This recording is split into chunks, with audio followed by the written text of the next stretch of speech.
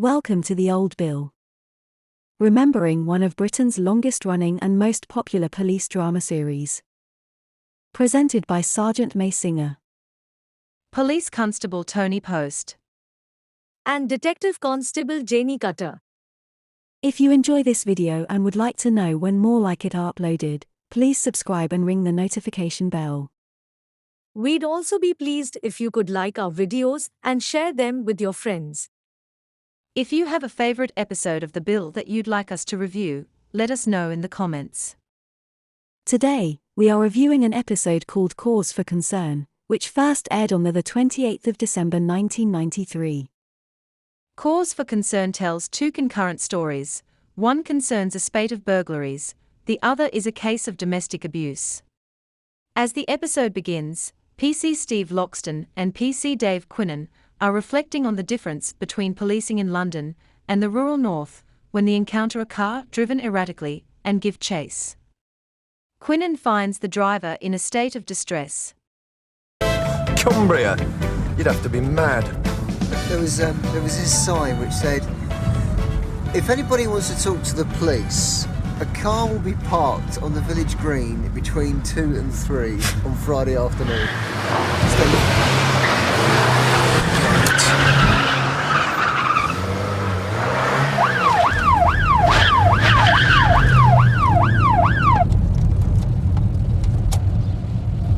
Surprise, she's seen us.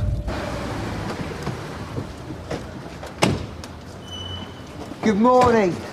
You do realise you were supposed to stop at that junction back there? I'm sorry, I wasn't thinking. Please, I'm in a hurry. All right, take it easy. It's not the end of the world. It's my husband. What is it? He's had an accident at work. The hospital just rang. They say he's critical. Which is it, up the road? All right, I'm not going to report you this time, but you're not going to be much use to your husband by getting yourself in an accident, are you? So just steady yourself for a minute, okay? Sorry. You a bit better now? Yes, thank you. Go on your way. Take it easy. Thank you. In the CAD room, PC George Garfield assigns Sierra 85, a Panda car, to follow up on the report of a disturbance. 85 from Sierra Oscar. Go ahead, Sierra Oscar. Can you go to 76 Elcott Road? Neighbours have reported a disturbance, over. PC Tony Stamp and PC Norika Dutta arrive at the location of the disturbance, and a neighbour informs them that David Pryor and his wife argue frequently. Mrs. Barnes, is it? They're still at it. It was the same yesterday. It's getting to be every day. Do you know their name? Pryor. David Pryor. His wife's from Thailand. Sorry? His wife, she's from Thailand. I think you ought to wait inside, love. Inside the house, Stamp and Data find David Pryor in an agitated state and his wife, Amy, subdued and with bruising to her face. They decide to separate the couple so that Data can speak to Mrs. Pryor alone.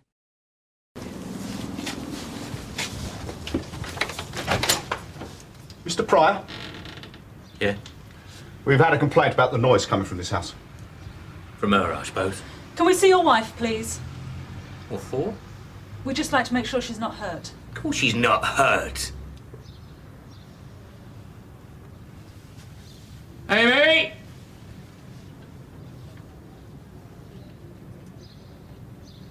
See? Can we come in, please, sir?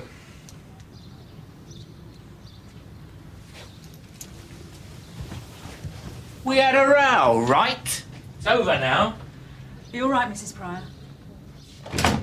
I told you she's fine. Would you like to just come through here a minute? Amy! Come on. Hang on! What's she taking her in there for? Just gonna have a talk to her, sir. Mrs. Pryor claims that her bruises are the result of an accident, but Datta is immediately skeptical. You're not in any trouble. I just want to make sure you're all right. Do you understand what I'm saying? I'm okay. So what happened to your face? Mrs. Pryor. I hit it on the cupboard door. I must have seen 100 people with bruising like that, and I don't think one of them ever hit it on a cupboard door. Has he done this to you before? As Mrs. Pryor is unwilling to press charges, Stamp and Dutter have no choice but to leave and report no further action. But they are sure this isn't the last they will hear of them. As far as he's concerned, everything's fine. As far as he's concerned, it probably is. Well, she won't complain. What can you do? Sierra Oscar from 8-5. Yeah, go ahead, Tony. Reference YouCut Road. We've calmed things down. We don't know what it's about, but I'd say it's likely to recur. Elsewhere in the borough of Canley, DC Susie Croft visits a burglary victim by the name of Mrs. Heaton, who is the same driver that PC Quinnan had spoken to earlier. Mrs. Heaton? No, I'm her friend. Do you want to come through? Thanks.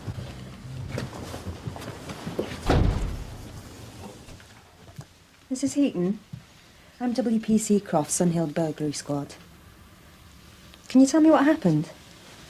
I got a phone call at about 9:30, and they said they were from the hospital. They said my husband had been in an accident and could I come over. But when I got there, nobody knew anything about it. So your husband's all right? I rang him at work. There wasn't any accident. He's on his way home now. When Mr. Heaton arrives home, DC Croft explains that the burglars must have wanted to get his wife out of the house. Oh, John! All right, love. I thought you were dead. Well, I'm here, aren't I? I'm all right. Are you the police? WPC Croft, Sunhill.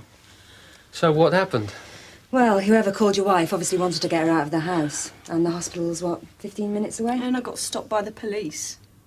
What? Garfield notifies Stamp and Dutter that the fight at the Pryor household has erupted again, and they return to investigate. 8-5 from Sierra Oscar. Go ahead, Sierra Oscar. Yeah, I'm sorry, Narika. Can you go back to 76 Elcott Road? It looks like your domestic started up again. See you, Mrs. Barnes. Over.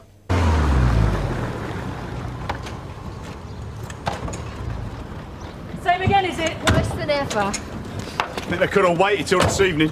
Back at the Pryor's house, everything is quiet and there is no answer at the door, so Dada goes to the rear of the house and is alarmed by what she sees.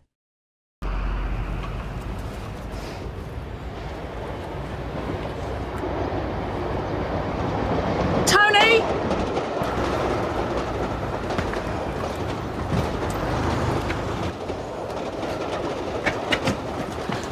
I can't see anyone, but I think that's blood over there. Back door's locked. Right. Effecting a forced entry into the house, they find Amy Pryor in shock and David Pryor critically injured.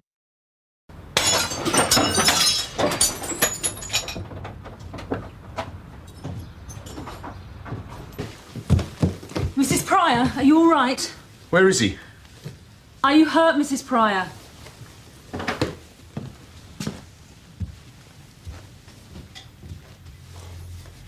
Narika!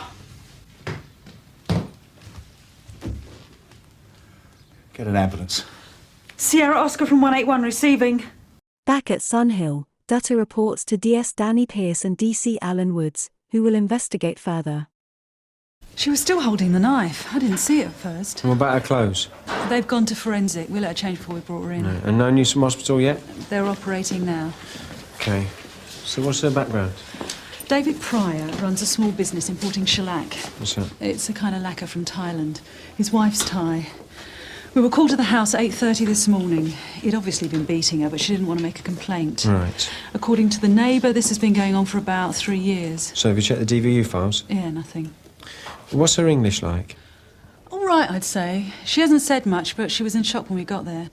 In interview, Amy Pryor insists that her husband's injury was an accident, so the detectives have no choice but to leave her in a cell while they proceed with their investigation. Do you want to tell me what happened this morning between you and your husband? You do understand what I'm saying? So, what happened? It was an accident. A what? An accident. Your husband has a knife wound 2 inches deep. I think it was more than an accident, wasn't it? We know this isn't the first time he's attacked you. If he's been beating you like this for a long time, the courts will take that into account. But you've got to tell us your side of the story. He fell. Go on. He fell. I had a knife. He fell against me. It was an accident.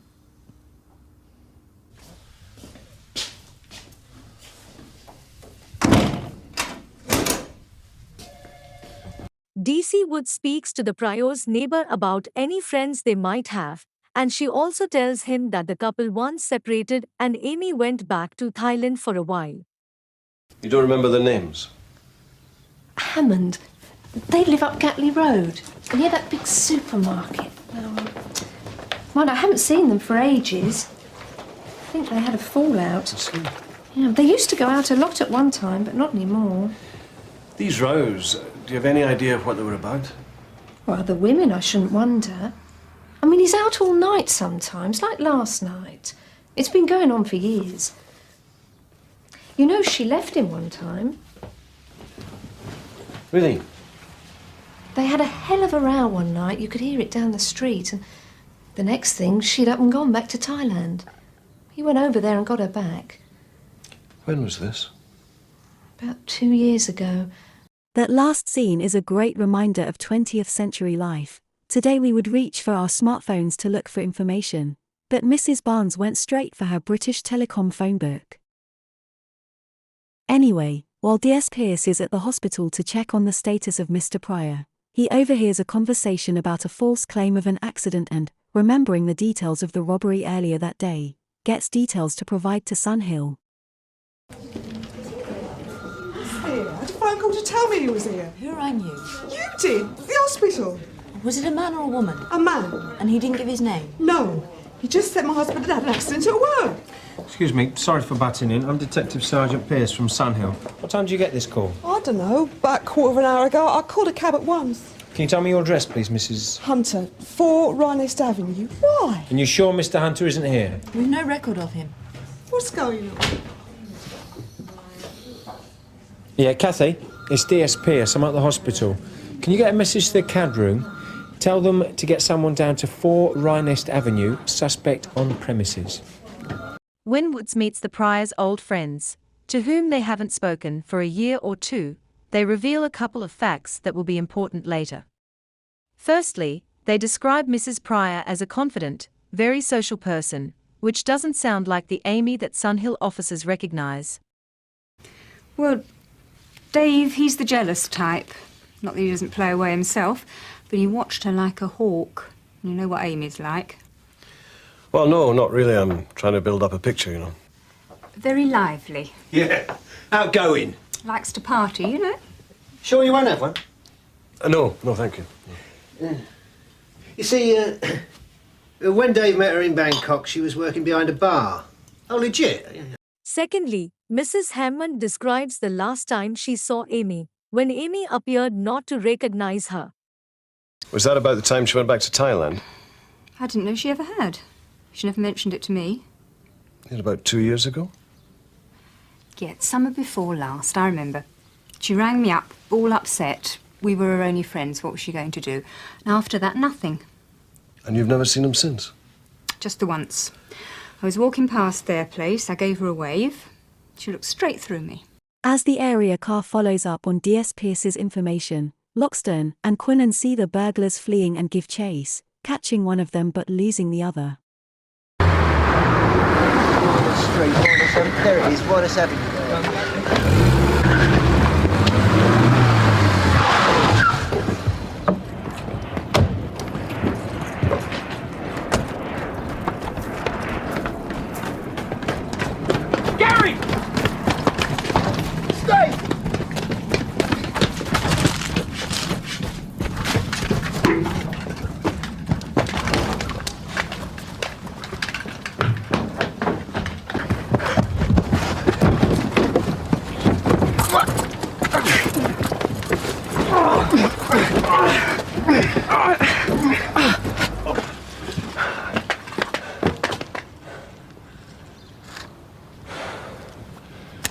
Sierra Oscar from Sierra 1.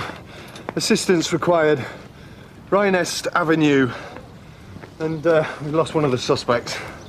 On the way to interview Amy Pryor for the second time, Woods talks about the apparent contradiction in her character, as described by the Hammonds and by Mrs. Barnes and PC data. Is the change suspicious? Or is it just a symptom of the domestic violence she has endured? That's another thing. I reckon her English is better than she's letting on. What makes you say that?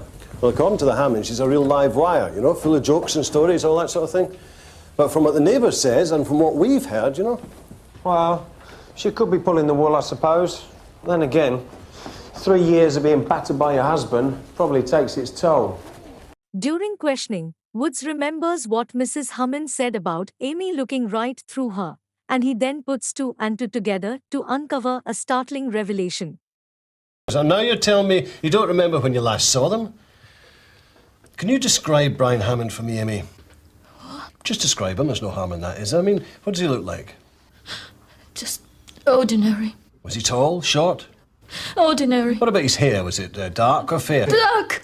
Black or brown? Black. I don't think you know Brian Hammond, Amy. I don't think you've ever met him, have you? Have you? No. Then who is that I saw in the photographs, then? Amy. So who are you?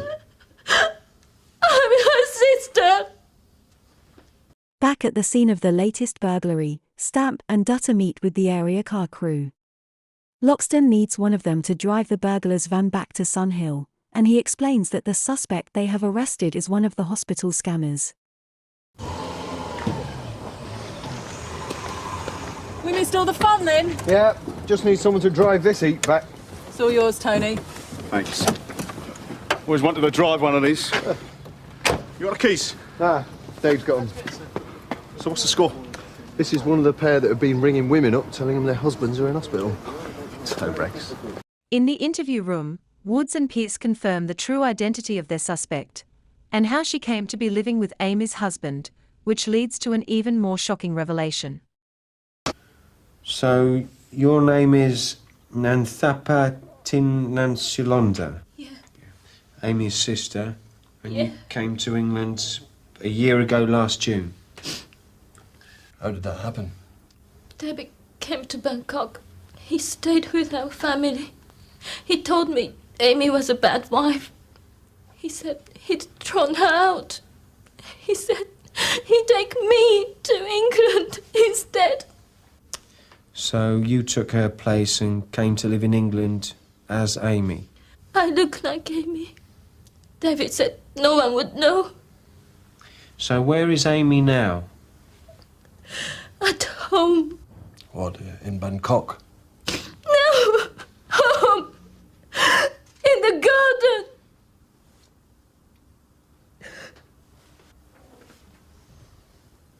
While struggling to get the burglars one to Sun Hill for examination as evidence in the case, PC Stamp has an almost miraculous stroke of luck in the search for the second burglary suspect.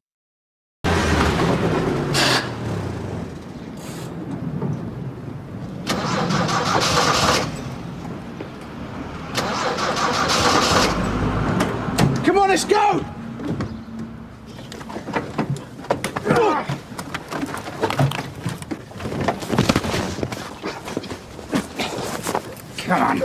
Get up. All right. It must be Gary. DC Woods talks to Mrs. Barnes as uniformed officers excavate the Pryor's garden in the search for the body of the real Amy Pryor, and Pierce learns more about how Amy's sister was tricked by David Pryor. So you didn't actually see Mrs. Pryor go off to Thailand? No, just one day she was there, the next day she wasn't. And then a couple of days later he was telling everyone she'd gone back home. So the last time you saw her before she went away was... I don't know, the day of the row, I suppose. Look, what's all this about? One night, he dragged me down here. He told me, there's Amy. That was when you knew your sister was dead? Yeah. So why don't you go to the police? He said I'd be in trouble too. They'd put me in prison. So what was the row about today? Another woman? What was her name? Well, how do you know there was one? I know. I told him I'd go to the police, tell them about Amy. He said he'll kill me first. And that's why you grabbed a knife? I didn't want to go in there.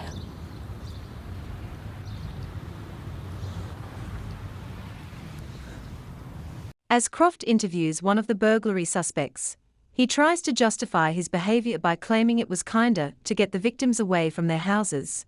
But she reminds him of how much distress the victims suffered, believing that their loved ones were seriously hurt. It was his idea. That's Paul Denny. That's right, yeah. That's funny. He said it was yours. Well, he's lying. It was him that made the calls. We can do the accent. You know, sound like a doctor and that. So how many times have you done this? What, with a phone call? Just had one this morning. And then this afternoon, of course. Well, those other ones I told you about were just straight burglaries. Straight burglaries. Well, you know what I mean. Look, we just wanted to get them out of the way for a bit. There's no harm done. Have you any idea of the distress you've caused? Well, it's better than going in and scaring the wits out of people, isn't it? Oh, well, that's very thoughtful of you. Have you got anything else you'd like to say? Any chance of bail? No chance at all. Pierce and Woods go to the hospital to arrest David Pryor, and they discuss how they believe his crimes took place and how long Nanthappa really knew about what had really happened to Amy. The episode ends with a joke by D.S. Pierce about the doctor getting a second opinion about how lucky David Pryor is. Do you reckon he planned it before he killed her? It's possible. More likely, he killed her in a rage, then found a way of covering his tracks. I'll tell you what, though. What? I reckon she knew that Nan... What is it? Nanthappa. Yeah, I reckon she knew her sister was dead right from the start. What, and still came over? Well, there's a big chance, wasn't it? Well, we have a job proving it, and we got it as an accessory anyway. Well, there's no love lost, that's for sure. Yeah. You can see Mr. Pryor now. Is he fully compost? Oh, yes. Mind you, he's lucky to be alive. Get a second opinion on that if I were you. The burglary storyline shows how the officers of Sun Hill effectively followed the clues and leads to quickly solve the case of the unusually cruel scam used to gain easy access to burgle people's homes. From Loxton and Quinnan spotting the fleeing suspects at the house and giving chase, to Pierce realizing the significance of the distressed woman in hospital, to Tony Stamp quickly apprehending the suspect during a chance encounter. The burglars had created a uniquely inventive method of ensuring that they had access to houses to burgle them in broad daylight, but this stroke of criminal genius came at the cost of causing even more distress to their victims than the burglaries themselves ever could. Furthermore, the way in which this story was interwoven with the story of David Pryor and Nanthappa shows one important element of how the writers of the bill kept the show realistic in its representation of a typical day for officers in the Metropolitan Police. The story of David and Amy Pryor is also a very realistic representation of domestic violence cases, but the crimes of David Pryor are soon revealed to be much more serious than wife-beating. Danny Pierce is unsympathetic to the plight of Nanthappa, believing that she has cynically manipulated her sister's disappearance to secure a life in the UK. And this is representative of how many people might feel about people from developing countries seeking a life here. What does not seem to be mentioned in the episode, though, is that Nanthappa is clearly a victim not only of domestic violence, but of what we would today call people trafficking. David Pryor had enticed his deceased wife's sister to come to the UK. He had effectively smuggled her from Thailand to the UK on a passport that was not hers, and then he had held her captive using stories about how she faced prison if the authorities learned of her real identity. Every year, thousands of women are manipulated in similar ways, and they end up slaves either to the sex industry or to individual abusers like David Pryor. What do you think of this story? Have you ever been a victim of similar crimes? How do you think you would feel if you were in the same situation as the burglary victims or of Nanthappa? Let us know in the comments. And that's all from this episode of The Old Bill. Please like, share and comment, and to make sure you are notified of future episodes, subscribe and ring the bell icon. See you next time.